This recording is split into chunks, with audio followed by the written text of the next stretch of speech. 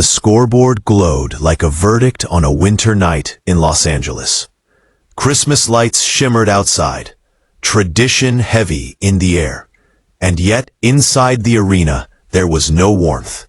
Only the cold arithmetic of a 119-96 loss.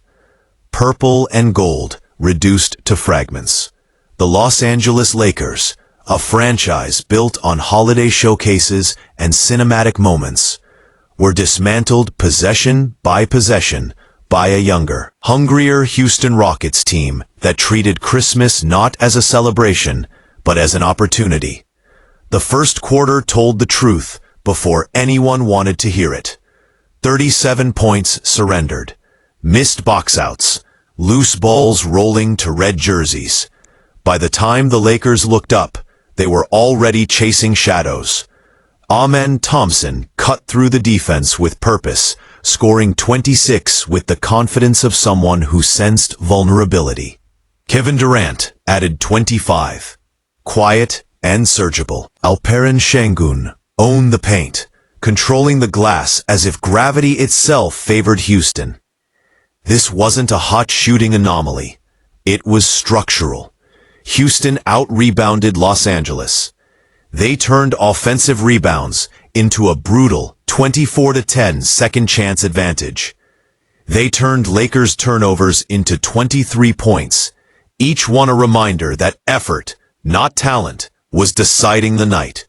Luka Doncic scored 25, but the box score told a deeper story.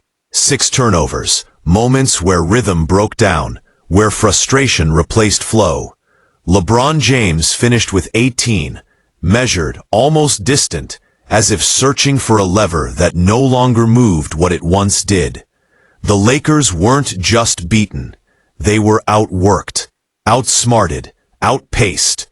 And when the final buzzer sounded, the most consequential moment of the night didn't happen on the court. It happened in words. J.J. Redick stood before microphones and didn't soften the message. "We don't care enough right now," he said. Not once, repeatedly. "We don't care enough to do the things that are necessary. We don't care enough to be professional." This wasn't a tactical critique. It was an indictment of identity.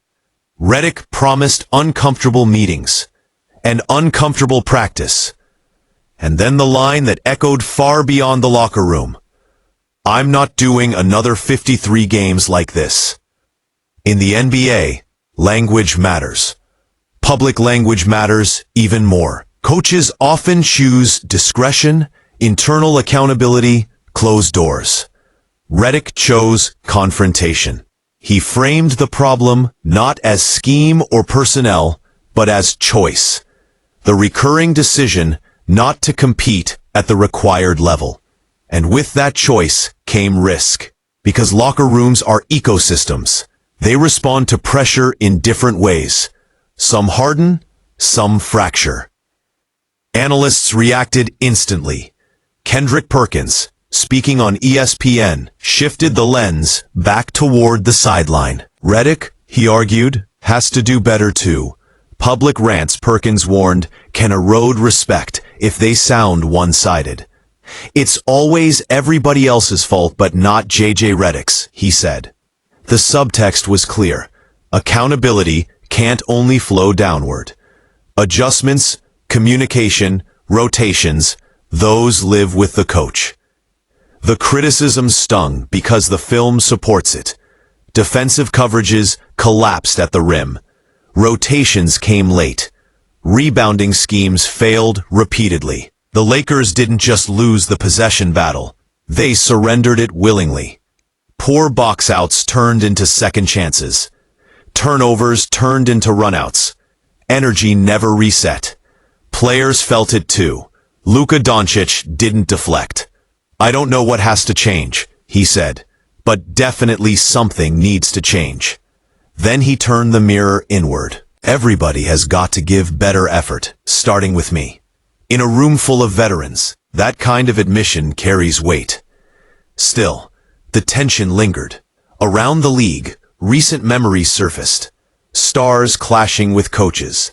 veterans bristling at public criticism. Not long ago, Green walked straight to the locker room after an argument with Steve Kerr during a timeout. Years of shared history didn't prevent friction. They worked it out, but the episode reminded everyone how thin the margin is between leadership and loss of control. Redick now stands on that margin. The Lakers host Sacramento next. On paper, it's just another regular season game. In reality, it's a referendum. Practice intensity, rotation choices, how veterans are challenged or protected, whether effort standards are enforced equally, whether the message resonates or rebounds back toward the bench. The season itself hangs in a fragile emotional state. Expectations are heavy in Los Angeles. Banners don't allow patience. Christmas losses don't fade quietly. And when effort becomes the headline, everything else follows. Trade rumors, locker room whispers, questions about voice and authority. This Rockets loss wasn't just about 23 points off turnovers or a rebounding deficit. It was about urgency, about whether a team with championship DNA still recognizes the cost of indifference. Houston did. They played like every possession mattered, like Christmas was theirs to take. Now the Lakers have to answer a harder question. Not who they are on the stat sheet, but who they are when called out, exposed, and forced to respond. Because in this league, the most revealing games aren't the ones you win under the lights. They're the ones that strip you down and ask what you're willing to fight for next.